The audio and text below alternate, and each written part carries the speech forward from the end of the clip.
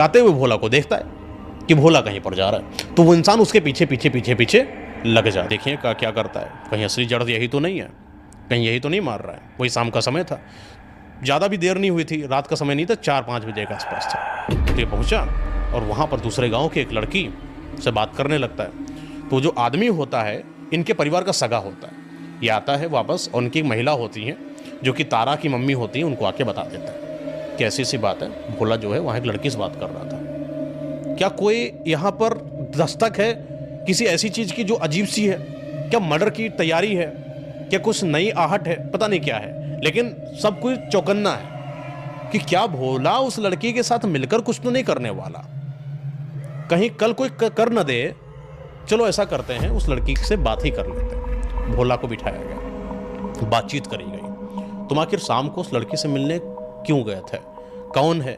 कारण क्या है? पहले तो भोला ने नहीं बताया, थोड़ी सी गरिमा होती है, लेकिन फिर बोला भोला ने कि मुझे उस लड़की से प्रेम, मुझे वो पसंद है। जब मैं इतना अंदर से बेचैन हो गया, जब मेरे भाइयों की इतनी मृत्यु हो गई, मैं अपनी वो जो दर्द था मैं बताता किससे बताता। सूरज बहुत बेहाल था, रो रहा था, और मैं वैसे भी किसी से बात नहीं करता। मैं बात अपनी जो बयां करे, जो अपने दिल का दर्द, वो मैं बस उसी से कर सकता था।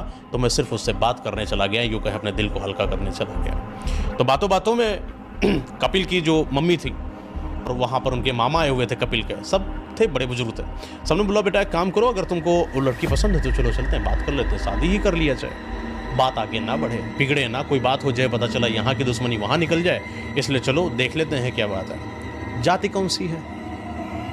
अपनी ही जाति की है। चलो यहाँ पर तो दिल मजबूत हुआ। अगर निचली जाति की होती तो वो शादी नहीं होती, चाहे जैसी हालत हो जाता। ये लोग गए, लड़की के जो घर वाले थे उनसे बातचीत करी, और किसी बड़ी जमींदार के घराने में अगर अपनी बिटिया की शादी हो रही हो, लेबल्ड लगता है तो कोई बड़ी बात नहीं, शादी भी तय होती है।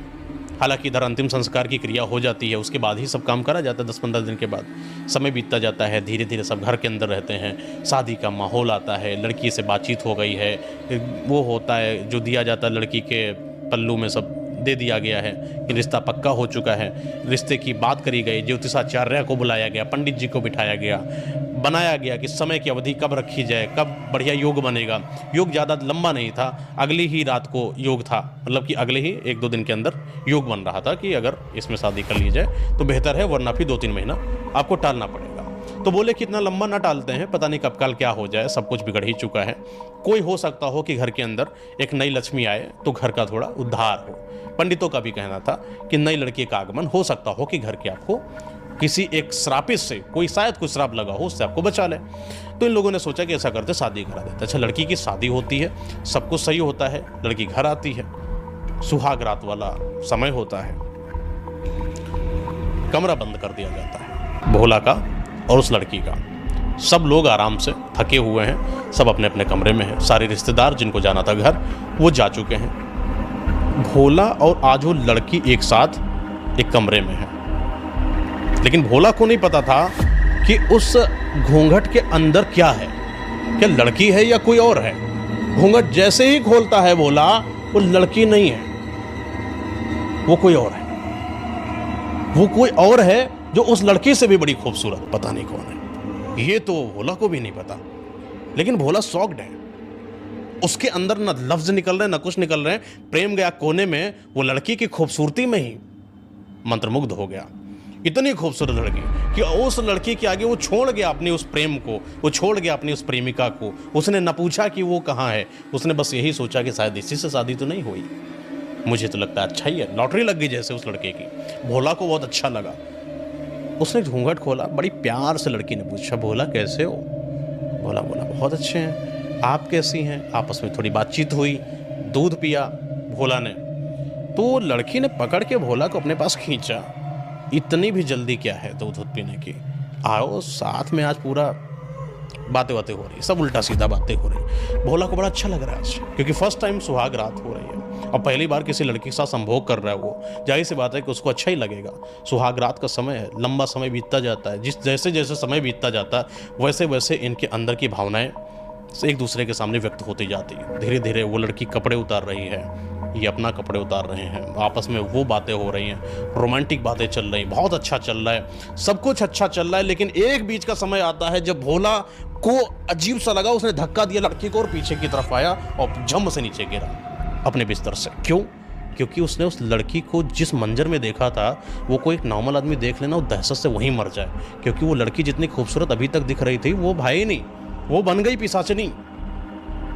फिर वही चेहरा अजीब सा, कंकाल जैसा चेहरा, ये चमड़ी जली हुई चिपकी सी, ये आँख बिल्कुल अंदर सी धसी सी, और बार बार जिस तरीके से देखने में लग रहा था कि जैसे कि वो मुझे नोच कर ही खा जाएगी।